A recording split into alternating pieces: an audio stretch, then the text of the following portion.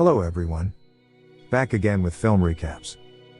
In this video, I'm going to recap one of a horror mystery films from 2021, titled Fear Street Part 3 1666. Before we get to the storyline, I'd like to wish everyone a happy and great day. Without further ado, let's get straight to the storyline. This film is the third and last film of the Fear Street trilogy.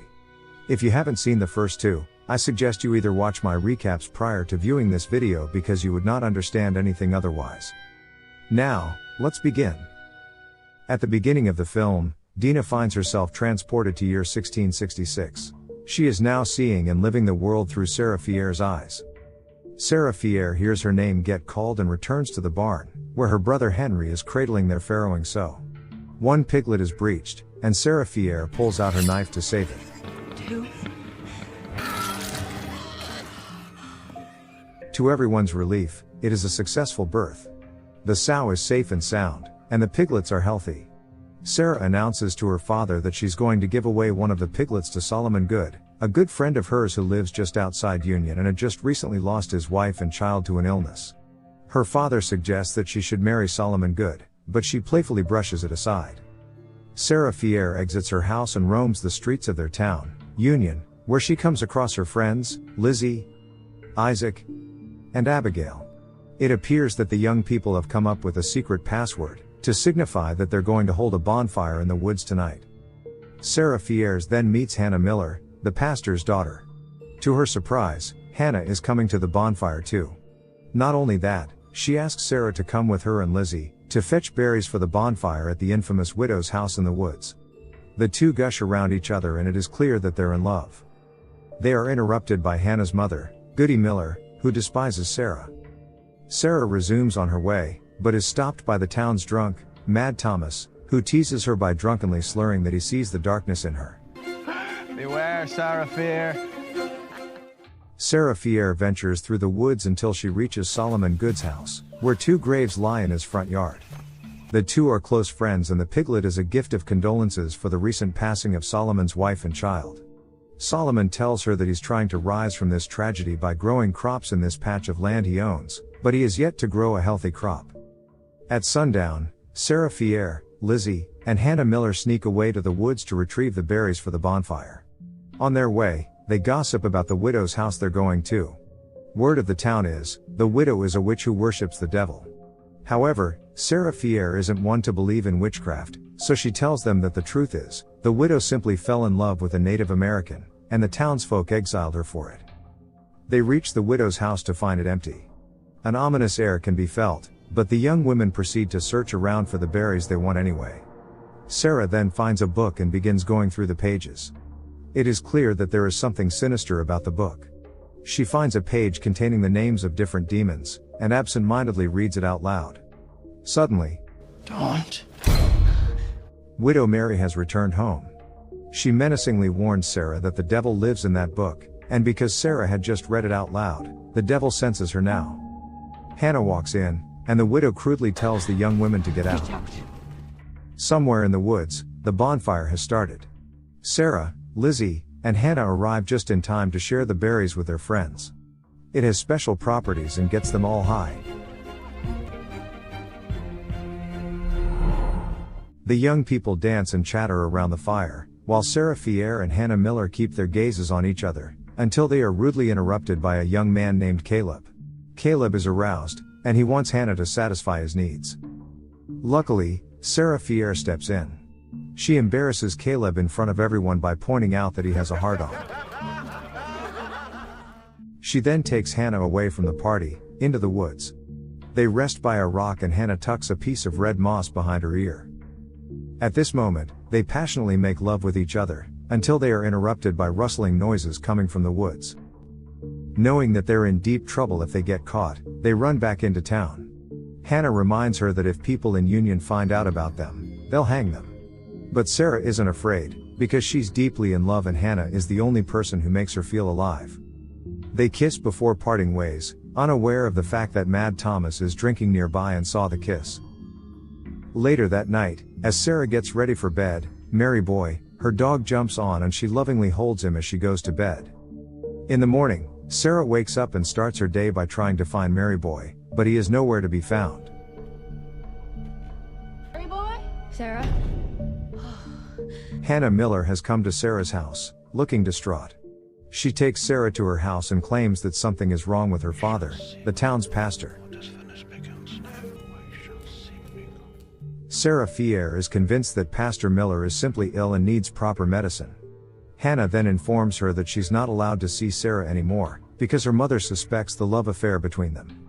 Hannah appears deeply torn, and she asks Sarah if it's possible that what's happening to her father is God's punishment for their sin. Sarah takes her hand to comfort her, but then Goody Miller slaps Hannah, and begins ranting about how Mad Thomas saw the two of them kiss last night and he's told everyone in town. Goody Miller accuses Sarah of corrupting her daughter and throws her out. Sarah realizes that everyone in town is staring at her. She returns home, where she finds her father looking solemn. Her father has heard of the rumor too, and begins saying that he didn't raise her right, and that he's always suspected the strangeness within her. He leaves the room with contempt.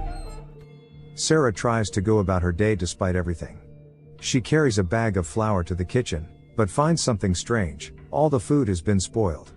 She pours the bag of flour, and finds that it's infested with maggots. Henry then calls for her to check out the barn, where she finds a disturbingly bloody view. The sow has eaten all of her piglets. Deeply disturbed, Sarah asks Henry to fetch the axe. She then slays the sow while Henry retches. Later that day, Sarah finds her confidence wavering. She goes into town and finds that everyone's food is spoiled, and animals have gone out of control. Blind to the horrors around. The townsfolk are gathered by the well, saying that the bucket's caught on something, while Mad Thomas stands in the crowd, preaching about how all these bad things are happening because of the townsfolk's sins. The men finally manage to pull the bucket up. It is Sarah Fier's dog, Mary Boy. Sarah is now palpably distressed. Meanwhile, Mad Thomas begins preaching about how the devil has come, and suggests that someone in Union is to blame for this. In the afternoon, Sarah busies herself by doing chores around the house, right when Solomon Good arrives to hand her a gift. He senses there's something wrong, and she decides to tell him everything that has been happening.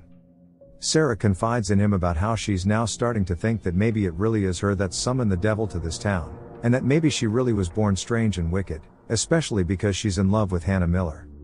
Hearing this confession, Solomon looks hurt because he has feelings for her, but he remains on her side regardless. He tells her that although he does see that something strange is going on with the town, there is no way it is her fault, because he does not believe one can summon the devil by chance. To do so, you must willingly extend your hand to him. Upon hearing the scream, they rush to the source, where they find the townsfolk panicking outside the church. Apparently, Pastor Miller has locked himself inside with the children. Solomon rushes to the side door, and with the help of several men, they begin slamming themselves against the door until it breaks open. He then advises everyone to stay back, before entering the church alone with a pitchfork.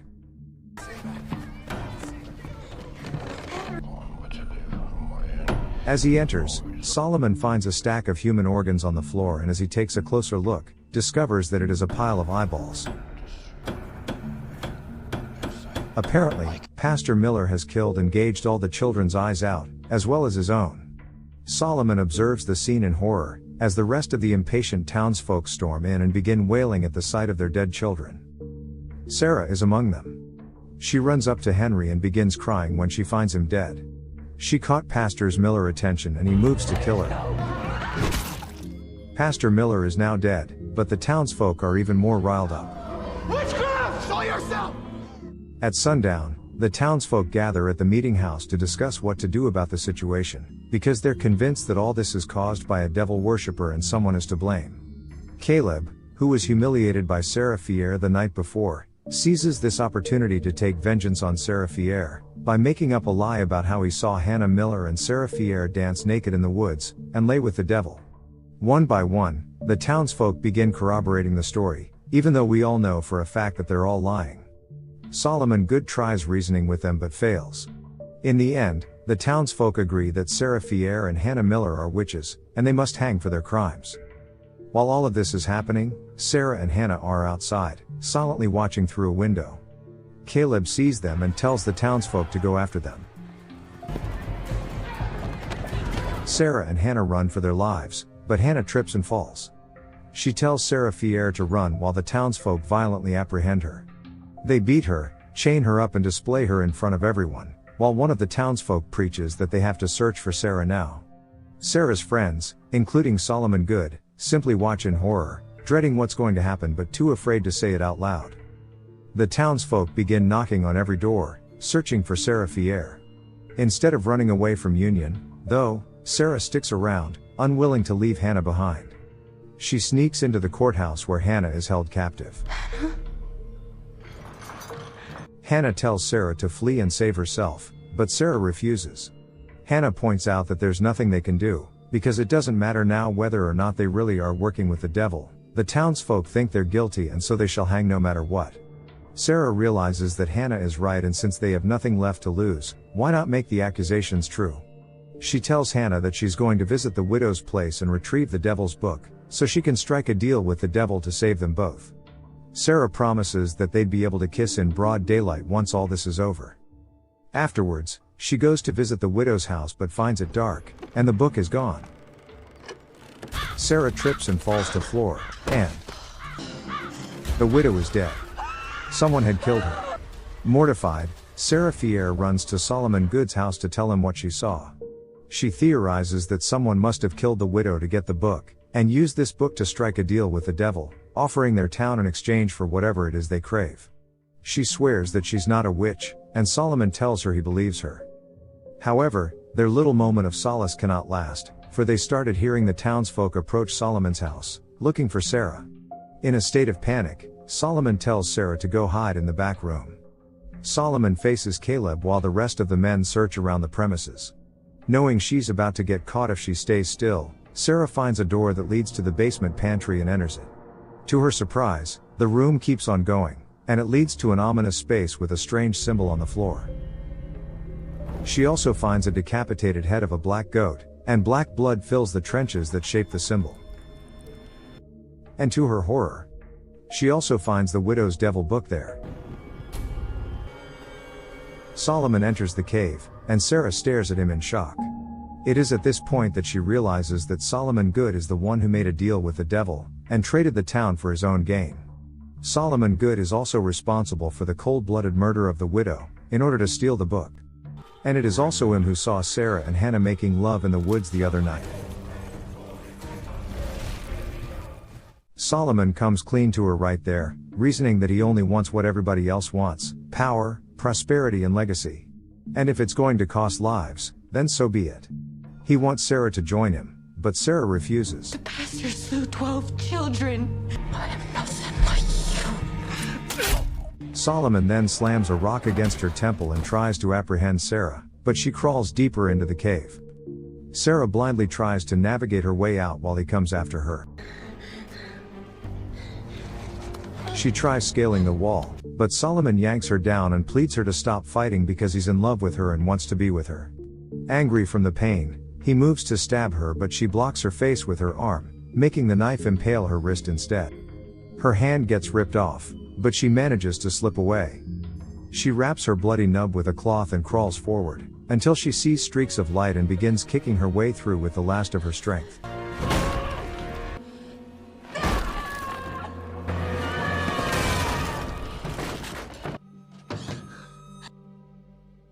She emerges at the meeting house, and trudges out of the building. But before she gets to say anything, Solomon appears behind her and announces to everyone that he has found the witch, Sarah Fier.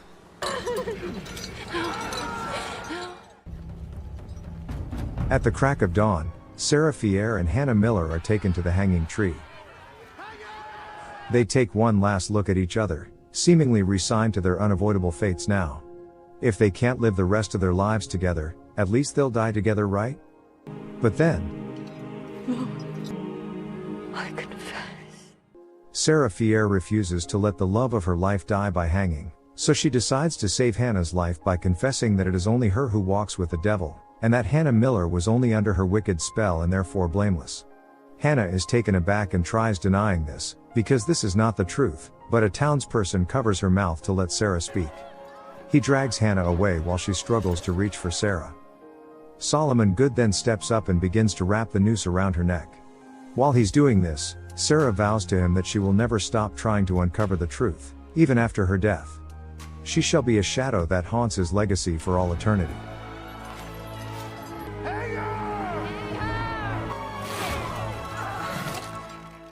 Sarah Fier finally hangs and comes to her tragic demise. Their friends watch in horror, while Hannah Miller wails in agony. She remains by Sarah's dead body long after everyone else leaves. The townsfolk bury Sarah under the hanging tree, but her friends, along with Hannah Miller, sneak away at night to dig up her body, as they feel that Sarah Fier deserves a proper burial. They take her body to the rock where she and Hannah last made love, and bury her there. As the years pass, red moss begins growing around where Sarah's body is buried, signifying the strength of her will to uncover the truth, as well as the strength of her love for Hannah Miller. We also learn that the visions people see after touching the bones are not Sarah's way of telling them that she's angry at them for disrupting her grave, but are instead her attempts to tell them the truth.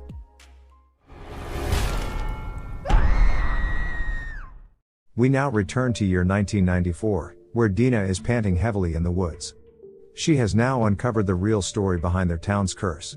She then hears the sound of the police siren, meaning that Sheriff Nick Good has arrived at the scene. Dina dashes and pulls Josh into the woods with her, taking him away from Sheriff Good. Josh is palpably confused, so she gives him a quick explanation. Good. He's evil. Sheriff Good enters the woods and starts searching for them.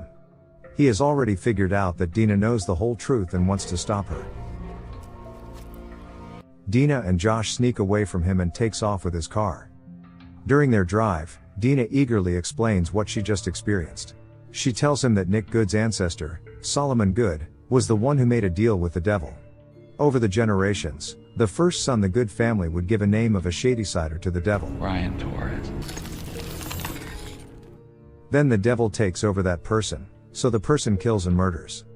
The devil would then feed on the blood of dead Shadysiders. In turn, the Goods get everything they want. He becomes sheriff, his brother becomes mayor. And Sunnyvale, the town they built and live in, gets better, while Shadyside gets worse. Plus, whenever anyone comes anywhere close to uncovering the truth by touching Sarah Fier's bones, the Goods would send their dead killers after them, so they can keep their family secret safe. Dina and Josh return to Ziggy's house and proceed to tell her everything they just learned. Afterwards, Ziggy collapses to the floor, feeling overwhelmed and betrayed because of the past she and Nick shared. She thought Nick Good was a good person. Dina tells her that they need to kill Nick Good to put an end to all this, and Ziggy informs them that she had already called Nick to come over because she thought he could protect them. Knowing that Nick's going to show up at the house soon and that more dead killers than ever are going to come after Dina, they knock the possessed Sam out and pile into the police car. It is at this point that Josh takes out Martin the janitor's business card, and visits his house to ask for his help. Mind my business. Fueled by his dislike for Nick Good, Martin doesn't hesitate before agreeing to help them assassinate the sheriff. He takes them to his place of work, the Shadyside Mall, and begins showing off the highly durable store gates installed at the entrance of every shop. The group get to work and reconvene by the hanging tree after to prepare to face what's to come. They pay their homages to their fallen friends, Arnie, Alice, Cindy, Kate, Simon, and of course, Sarah Fier. Dina slits her palm, and the group begins to execute their plan.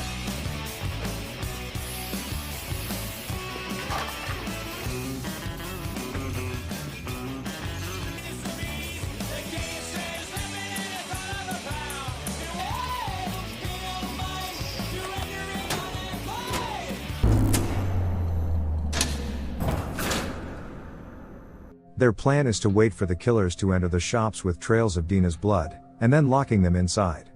They will then drop a bucket of Dina's blood on Nick Good once he arrives, and then release the killers, so they'll go after him instead. Now, they're waiting for the right time, but it is Officer Kopinski, along with another officer. They have come to investigate the scene and arrest the group for trespassing. But as he reaches for his comms, one of the killers, the milkman, has arrived. The other officer tries shooting him, but the milkman barely budges. He stabs the other officer to death. The group gets into position, while Dina goes hide. Josh manages to trap the grifter, while Martin traps the milkman. Ziggy traps Skull Mask and then dashes across the room to trap Nightwing. The group then gather behind a pizza counter, and Martin points out that the killers have suddenly stopped groaning and they are oddly quiet. As it turns out, Officer Nick Good has entered the mall. Ziggy comes out and stands in the middle of the room, while Nick Good walks up to her. Their gazes meet and we can see that he still has feelings for her. Ziggy proceeds to go through with the plan, and dumps Dina's blood all over him. It looks green because they're under blue light. Now that Nick is covered in Dina's blood, the rest of the group begin releasing the killers on him. But he takes Ziggy in his grip, and threatens the group to get the killers away from him or Ziggy dies. Ziggy slips away, but the milkman grabs her now that Dina's blood is on her too. Meanwhile, Nick Good struggles against Skull Mask. Unwilling to let Ziggy die, Dina cuts her other palm, so that the killers would leave Ziggy alone. However, Nick Good uses this opportunity to escape. Dina comes after him with a knife in hand while Martin, Ziggy, and Josh distract the killers with Ziggy's shirt that is covered in Dina's blood. Dina follows a trail of blood, recalling Sarah Fierre's memories all the while. She finds the entrance to the cave and jumps in, determined to find and kill Nick Good. Back at the mall, Josh comes up with a brilliant idea. They spray their blood-filled water guns at the killers, so that they'll start attacking each other. Apparently, it works.